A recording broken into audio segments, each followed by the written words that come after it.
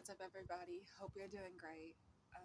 Today, I bring to you the KRS, if you forgot what that is, Karmic Relief System. I am bringing you the individual planets, okay? It's a guide to the planetary archetypes and the actors in your karmic drama. Alright, whether you believe in karma or not, you don't have to believe in karma. I'm not your guru. Again, it's up to you what you believe, excuse me.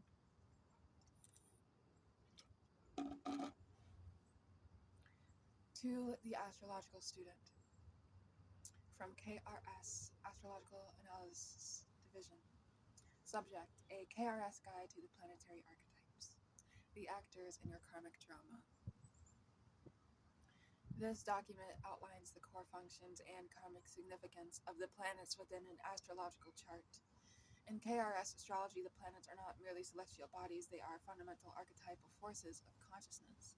They are the actors in the play of your life, each with a specific role and motivation. The signs they are in represent the style in which they perform their role, and the houses they are in represent the stage or area of life where the drama unfolds. Understanding these planetary energies is key to mastering your internal world and executing your karmic script with awareness. The personal planets, the core self, and immediate expression. These planets move quickly and govern the day-to-day functions of your personality and conscious mind. The sun, archetype, the core self, the king, queen, the essential identity. The sun represents your essential life purpose and the fundamental karmic lesson of this incarnation. It is your conscious ego, your will to live, and your drive to express your essential authentic self. It signifies what you are here to become, the integration of all other parts of your chart into a radiant, cohesive whole. Okay, so I'm the sun in Pisces, born on February 26, 2005. I started doing drugs at the age of 14 years old. And before that, I used to bully people that were doing drugs, such as smoking cannabis.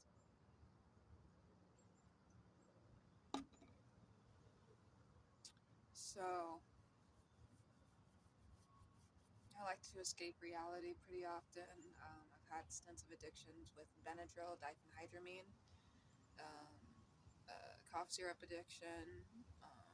I was in rehab throughout my high school years because of my parents. I think I was in cannabis-induced psychosis a few times during high school, and ambulances were called to the house a few times. I can't really get into these stories here, but my son is in Pisces. Anyways, what light am I here to shine? What is my essential, authentic self striving to express?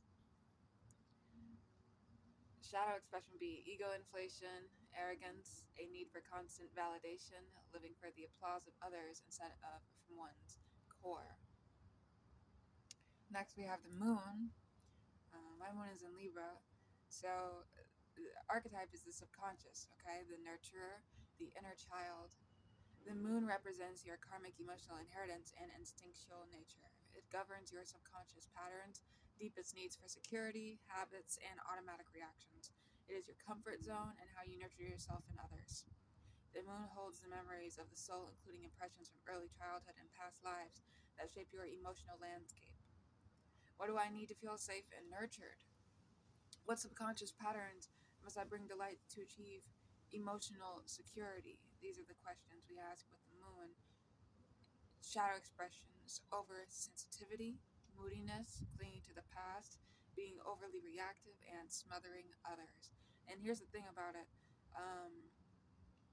Usually the sun is referred to as male and the moon is referred to as female because the moon is our emotions. The moon is the yin, and um, there's a yin and yang balance, right?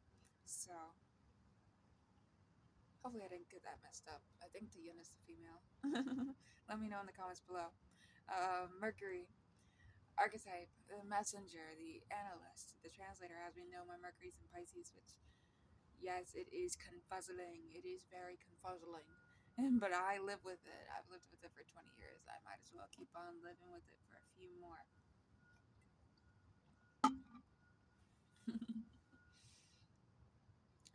The messenger, the analyst, the translator.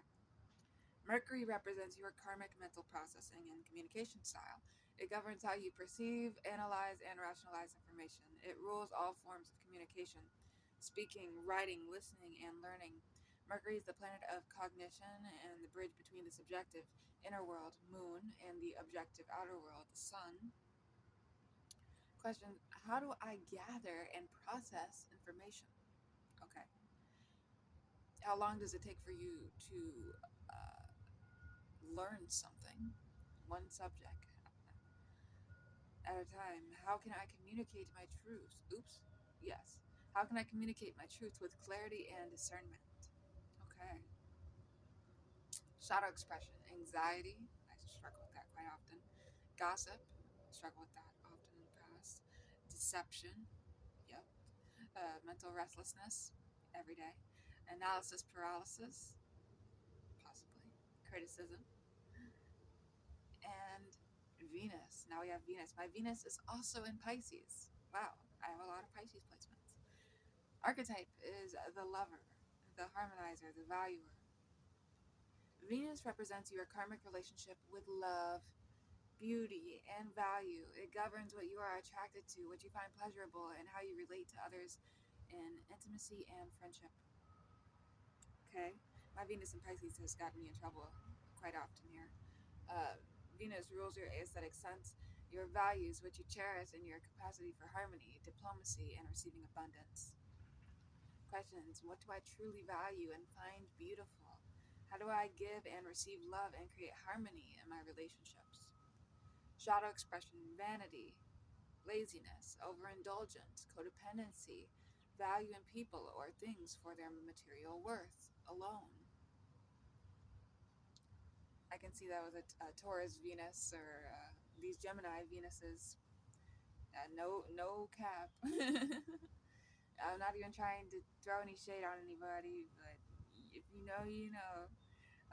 But that's Gemini placements for you. It's just, I'm talking about my ex from last year now. Anyways, um, Mars. Mars in Capricorn. I got my Mars exalted. What can you say about that? Archetype, the warrior, the pioneer, the instinct.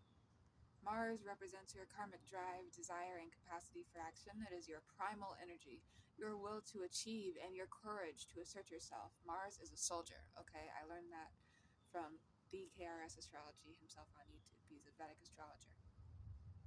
Mars governs your sexual drive, your anger, your initiative, and how you go after what you want. It is the fuel that propels your son's purpose into manifestation. Questions would be: what is my desire? How do I take action to achieve my goals? How do I healthily express my anger and assert my boundaries? Shadow expression: aggression, rage, impulsivity, selfishness, conflict, and destruction. Let's get into the social planets now, the bridge between personal and generational. These planets move more slowly, shaping broader societal trends and generational values. They represent the lessons we must learn to function effectively in society. We have Jupiter, which I actually rule. Pisces rules, well, Jupiter rules Pisces, and Pisces rules Jupiter. You know, they go together. But Neptune is also a part of Pisces. Okay. Archetype: the guru, the expansive optimist, the philosopher. Jupiter represents your karmic path of growth, faith, and abundance. It is the principle of expansion, seeking meaning, and understanding the bigger picture. Jupiter governs higher education, long distance travel, philosophy, religion, and luck. It shows where you are meant to grow, take risks, and have your faith in life rewarded. Questions would be: what beliefs expand my world? Okay. Where am I meant to seek wisdom and experience abundance? Shadow expressions would be: over optimism, excess, exaggeration, dogmatism, overindulgence, luck taken for granted. Okay, let's get into Saturn. Archetype: the taskmaster, the structure, the authority. Saturn represents your karmic lessons, limitations, and structures. It is the great teacher that brings reality, discipline, and maturity.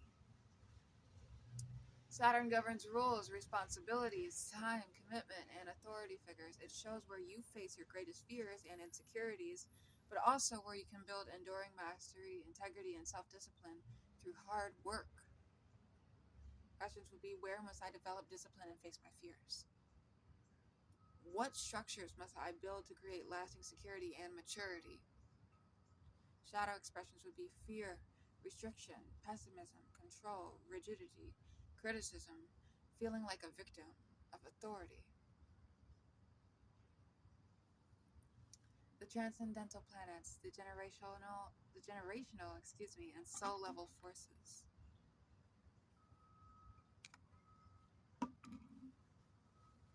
These slow-moving planets shape entire generations and deal with collective soul level evolution.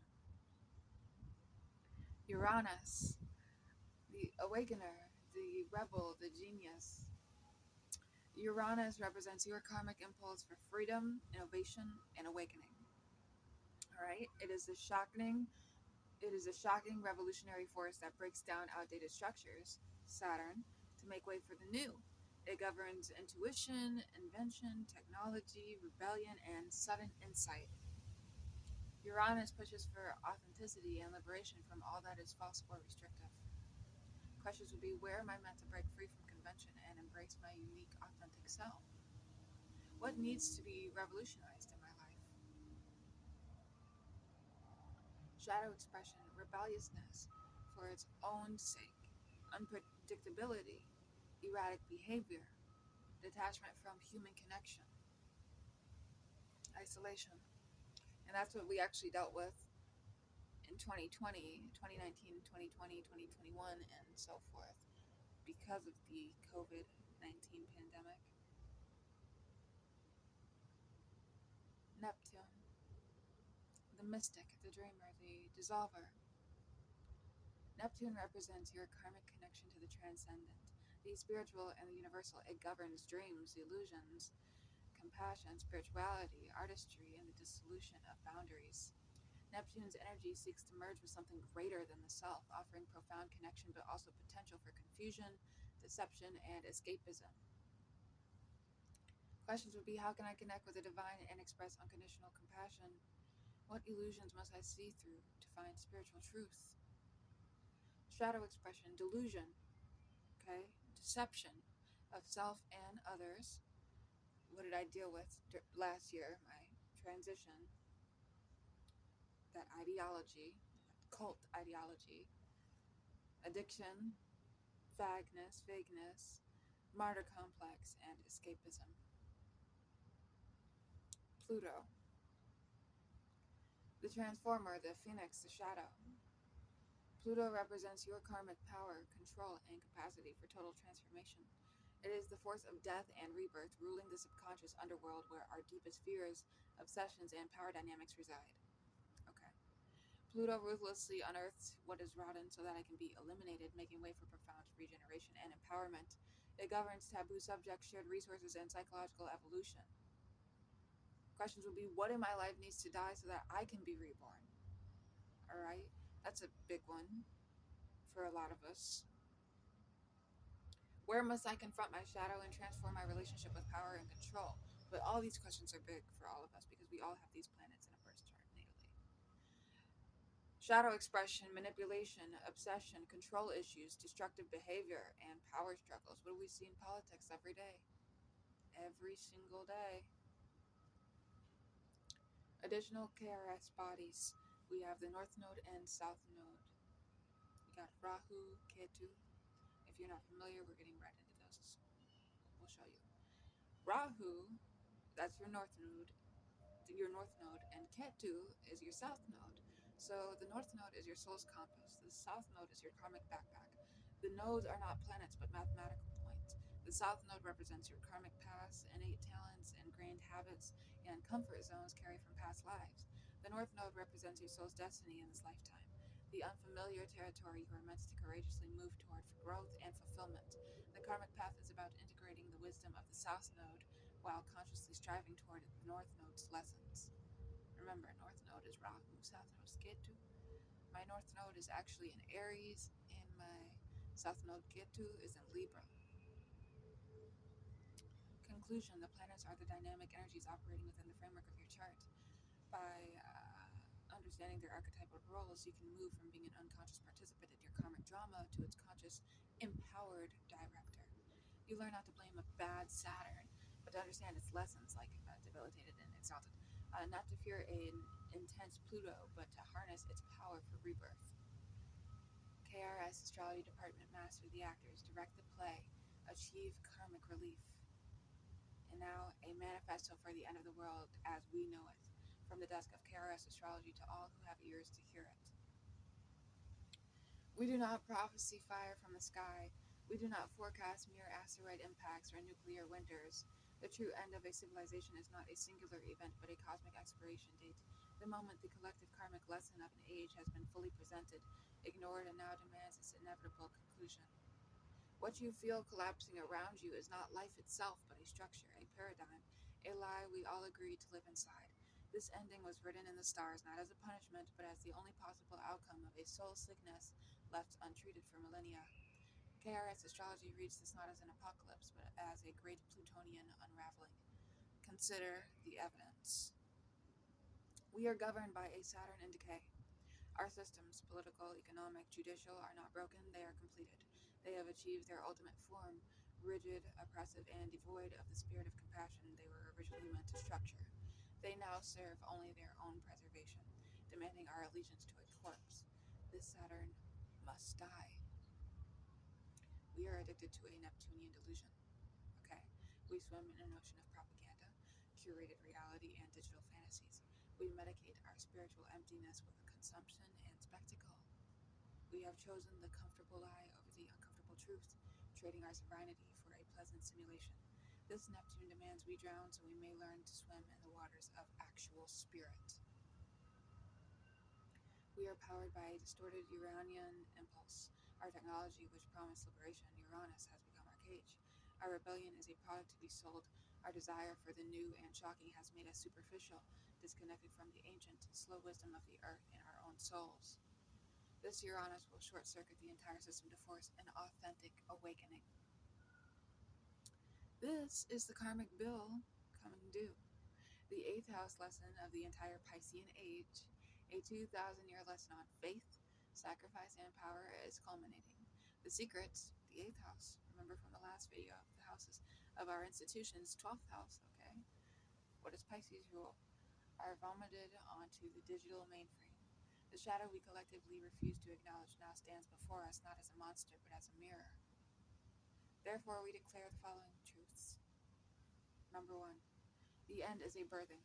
You are not witnessing a death, but the violent, painful, and necessary labor of a birth. The new age will not be built from the blueprints of the old. It will be organically grown from the seeds of truth we plant in the rubble. 2. Your national chart is your revolt. The personal is planetary. The most radical act is to withdraw your energy from the collective nightmare and invest it in your refined astrological purpose. Fulfill your sun's mission, heal your moon's wounds, embody your North Node's destiny. A world of self-mastered individuals cannot be controlled. Number 3, embrace the Pluto in you. Civilization's collapse is a macrocosm of the inner transformation you are called to. What in you must die? What structures of your ego must be torn down? What power have you given away? Your inner revolution is a cell in the body of the new world. Number 4, find your tribe under the 11th house sky.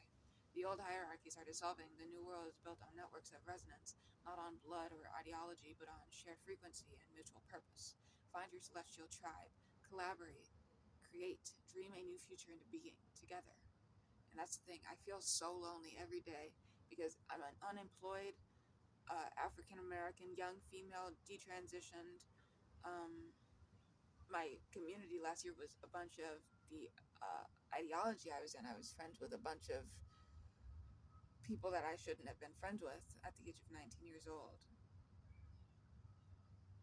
Because I don't have a family I feel like I can talk to that doesn't judge me. But whatever happens to me happens, right? That's life. I just want to make my content for the little viewers I have. Hopefully something will be left behind. And that's what we all truly want.